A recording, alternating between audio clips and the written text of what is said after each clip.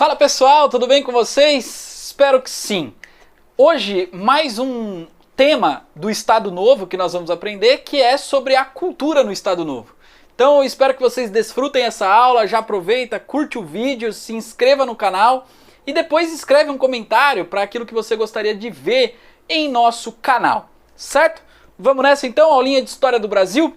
Bom, quando a gente fala em Estado Novo, pessoal, nós estamos falando de um período da Era Vargas, de 1937 a 1945. Nós temos aqui no nosso canal vários outros vídeos que você pode ver, inclusive sobre populismo, sobre desenvolvimentismo, né, sobre o Brasil na Segunda Guerra Mundial, sobre o trabalhismo, que são aspectos importantes da Era Vargas e também do Estado Novo. E hoje, então, nós vamos falar um pouquinho de cultura. Bom, é público e notório que o Vargas trouxe uma transformação profunda na sociedade brasileira, né, comparada à República Oligárquica. O Vargas, a partir da década de 30, ele tenta refundar a identidade brasileira. É uma reorganização da cultura brasileira. É trazer aspectos modernizantes para dentro da nossa cultura. E pela primeira vez é valorizada propriamente a cultura popular, claro, de uma forma oficial, né, oficialesca, de dentro do Estado, mas é valorizado quesitos e aspectos da prática popular, do povão, do dia a dia, para dentro dessa identidade nacional. Então, há, de certa forma, uma relação entre população ou massas com a estrutura oficial da criação dessa identidade, certo? É importante notar que essa cultura de massa, essa cultura popular que vai ser introduzida dentro desse Estado oficial varguista, né, é fruto também do desenvolvimento de um conceito já estudado em outro vídeo que se chama populismo. Então o desenvolvimento da cultura é peça fundamental, né, no desenvolvimento do Estado Novo e da Era Vargas como um todo, que se chama, daquilo que a gente chama de populismo, certo? Bom, vamos ver como isso se dá especificamente, né? O Vargas havia criado, logo nos primeiros anos da Era Vargas, o Instituto Brasileiro de Geografia e Estatística, também conhecido nos dias de hoje como IBGE. Quando vem o Estado Novo, ele meio que reorganiza o IBGE e o IBGE passa a ter muito investimento do Estado. Por quê, Cláudio? Porque o IBGE vai garantir para o Vargas uma base de dados fundamental para da estrutura social brasileira. Ou seja, nós vamos ali reconhecer quais são as características minuciosas da população brasileira. E ali ficou evidente que 70% da população brasileira não era alfabetizada. E isso passa a ser um problema para aquele que quer constituir um programa de massa. Ou seja, para aquele que quer criar uma relação de afeto e de poder político com essas pessoas, para fazer com que essas pessoas sejam a sustentação do seu poder. Então, se as pessoas não sabem ler, é preciso atingi-las de outras formas. E o Vargas vai conseguir fazer isso através de uma propaganda, né, através de um desenvolvimento cultural muito profundo na sociedade brasileira. Mas antes da gente falar isso, né, sobre a cultura especificamente, né, sobre as práticas culturais e a identidade brasileira, eu queria falar um pouquinho para vocês sobre como que o Vargas percebe a educação, né? Esse espírito progressista do governo Vargas trouxe para dentro do governo intelectuais importantes da sociedade brasileira. Então, o Vargas é um sujeito interessante de analisar, que ao mesmo tempo que ele constrói uma estrutura de poder autoritária, né, essa estrutura de poder autoritária traz consigo um grupo de intelectuais que pensam em modernizar a cultura brasileira, certo? E claro que essa modernização da cultura passa também pela criação de uma nova educação para o Brasil também, visto que a população tem altas porcentagens de analfabetos. E essa nova educação é o que ficou sendo chamado de educação nova dentro do governo Vargas, né? Passa a ser um setor estratégico. Ou seja, é um setor que merece atenção tanto quanto os outros, tanto quanto a indústria, por exemplo, tanto quanto o militarismo. Certo? E, além de ser estratégico, o Vargas, no espírito racionalista e modernizante, tenta garantir o acesso, né, a essa educação formal de forma pública e laica, certo? Então, esses são os quesitos da formação educacional do governo Vargas. Então, é uma educação progressista, é uma educação que vai valorizar os aspectos nacionalistas da identidade brasileira e também da indústria brasileira e também da figura do Vargas como pai da nação, né, das riquezas da nação, e por isso que o IBGE é importante, porque ele vai trazer essas características. E, fundamentalmente, se o Vargas quer desenvolver uma indústria no Brasil, é fundamental que se tenha uma mão de obra qualificada para o desenvolvimento disso. Já que a indústria é um setor estratégico de soberania nacional, é estratégico também que essa mão de obra seja qualificada. E aí então nós temos o desenvolvimento do Senai, né? Que vai ser também um espaço onde vai ser criada escolas técnicas, onde o objetivo central é a formação de jovens, né, com ensino técnico para a operação das máquinas, para a operação das indústrias dos grandes centros urbanos, certo? Então a educação faz parte da constituição, né, de formação dessa cultura brasileira. Mas é claro que essa educação, ela tem as suas limitações, esse investimento nesse setor educacional tem as suas limitações. E esses investimentos, eles não reformularam toda a estrutura social brasileira. O Brasil não erradicou o analfabetismo com o Vargas, né? Então o Vargas, ao mesmo tempo que tinha, de certa forma, junto consigo, intelectuais importantes que pensaram a educação de uma forma moderna, ele também trouxe consigo um grupo de políticos que passaram a entender que a propaganda, né, é um pilar fundamental da sustentação política do populismo e da sustentação política do nacionalismo, certo? A gente precisa lembrar que o Vargas está se constituindo como um governante numa era onde o antiliberalismo, né, e os movimentos antidemocráticos e movimentos populistas ganham cada vez mais força. E é nesse cenário, então, durante o Estado Novo, que é criado um departamento chamado Departamento de Imprensa e Propaganda, em 1939, que vai lidar especificamente com setores estratégicos para a formação dessa identidade brasileira.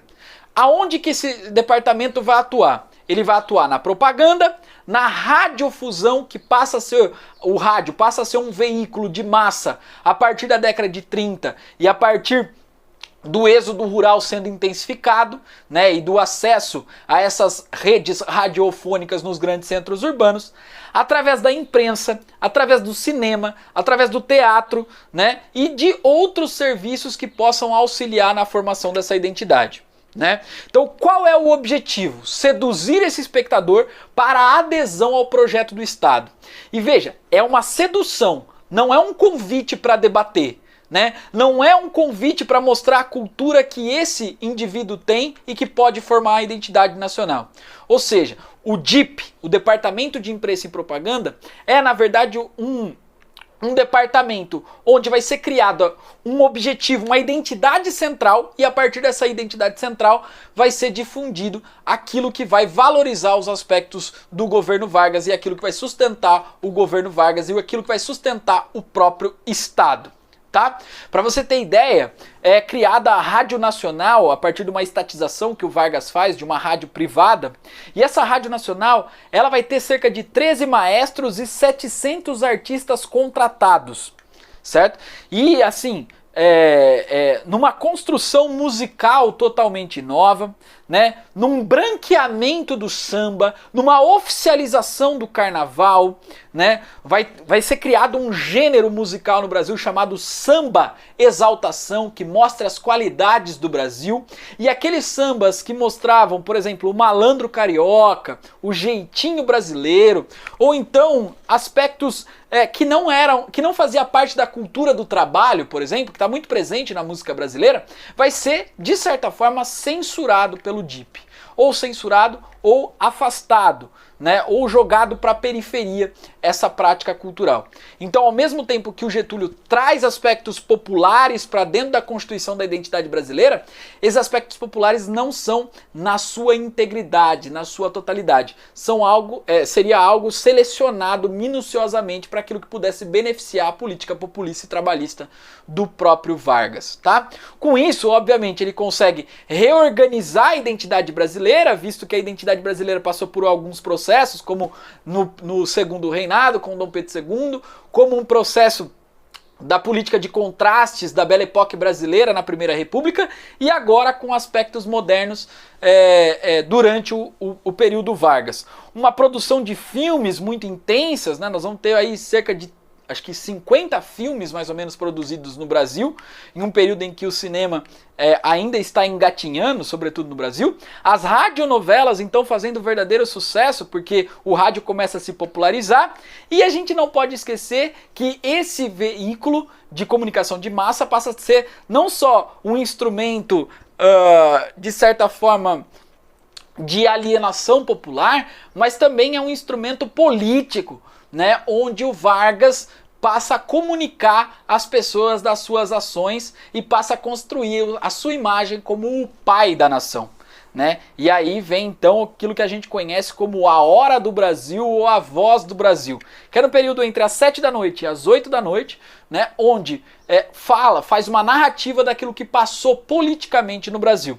E o Vargas fazia questão de falar praticamente diariamente com a população. Então ele era como se fosse um amigo, tá vendo como a política cultural está alinhada com a política populista, certo? Bom, então você começa a perceber a influência dos recursos audiovisuais, visto que a população tem uma porcentagem elevada de analfabetos. E a cultura brasileira, né, passa a ser também não só objeto de construção aqui no próprio Brasil, mas também objeto de construção fora do Brasil. Como vocês sabem, o Vargas vai entrar num conflito internacional que pegou o mundo todo, chamado Segunda Guerra Mundial. E o Vargas, como era um sujeito, e também de acordo com a circunstância histórica, mas era um sujeito muito habilidoso politicamente, ele ficou negociando entre o eixo e os aliados para saber quem poderia lhe trazer mais benefício, e assim ele tomaria partido na Segunda Guerra Mundial, né? E para isso ele tratou logo de tentar exportar, né, num movimento de exportação da cultura brasileira. E nesse cenário, nós temos uma política inaugurada lá nos Estados Unidos, mas que chega até o Brasil, que é chamada de política da boa vizinhança. O que isso significa especificamente?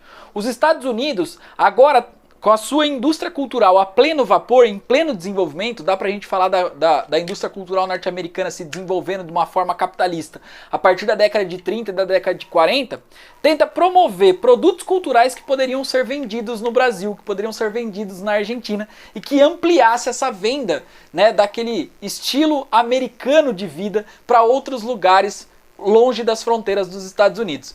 E o Brasil passa a ser um desses lugares, visto a aproximação do Vargas com o presidente norte-americano Roosevelt.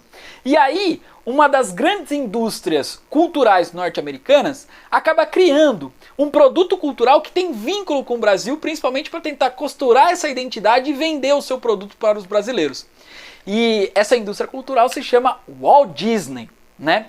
E a Walt Disney acaba produzindo um personagem central que é chamado de Zé Carioca, né? E esse Zé Carioca é a representação daquilo que os americanos entendem de nós, né? O entendimento sobre nós, sobre o que seriam os brasileiros. Então esse Zé Carioca é um sujeito malandro, é um sujeito que dá um jeitinho, né? É o sujeito que consegue sempre contornar os caminhos e chegar na vantagem, né? Como se fosse aquilo que os brasileiros realmente são. E até os dias de hoje, essa identidade costurada pelos americanos de que o brasileiro é preguiçoso, de que o brasileiro é folgado, de que o brasileiro é malandro, ainda está impregnado na identidade brasileira, no senso comum, né? A gente chama isso, inclusive, da desvalorização da cultura nacional, e classificando a cultura nacional como a cultura norte-americana, aquilo que os americanos falaram sobre nós, como uma síndrome vira-lata, sabe? Você não valorizar os aspectos ou então ser incapaz de perceber os aspectos culturais do próprio Brasil. Então, a Walt Disney tratou de iniciar esse movimento, né, de construção da identidade brasileira e exportar essa identidade até para o Brasil, e o Brasil passou a incorporar isso, mas o Vargas não caiu muito nessa não. Né? O Vargas fez até uma propaganda anti-malandragem, anti-vadiagem, né, e numa política de valorização do trabalho.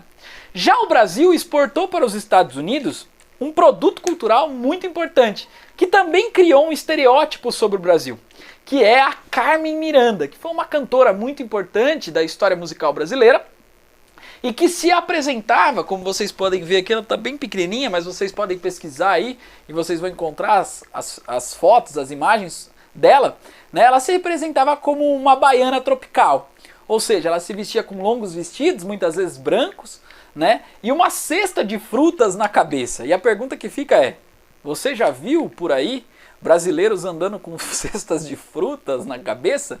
É um negócio singular que caracterizava, trabalhava com estereótipo, trabalhava com o imaginário das pessoas lá fora. A Carmen Miranda foi convidada à Broadway para fazer apresentações lá, ela apresentava muito no Teatro da Urca, no Rio de Janeiro, e alguns empresários da Broadway viram o talento da Carmen Miranda e decidiram levar ela para os Estados Unidos, principalmente por conta dessa aproximação que o Vargas tinha feito com o Roosevelt, e os americanos queriam conhecer um pouco mais sobre o Brasil. E conheceram o Brasil do seu jeito, né? Achando que os brasileiros era, obviamente, aquilo que a Carmen Miranda acabava representando. A Carmen Miranda chegou a gravar um filme, né? Não só um, mas vários, mas o primeiro é Serenata Tropical, que retrata aí essa personagem dentro do tropicalismo brasileiro, essa cesta de frutas tropicais também. Tá? Então, fundamental, pessoal, a cultura, né, como um objeto de manipulação política aí feita pelo Vargas, uma instrumentalização pelo Vargas, mas ao mesmo tempo tem uma caracterização modernizante, uma caracterização progressista, né, e uma caracterização diferente de todos os momentos históricos cujo objetivo foi a fundação de uma identidade nacional. Certo, gente? Então, curte aí, se inscreva no canal e comente mais algo que você gostaria de saber sobre o Vargas. Um forte abraço para vocês, até logo!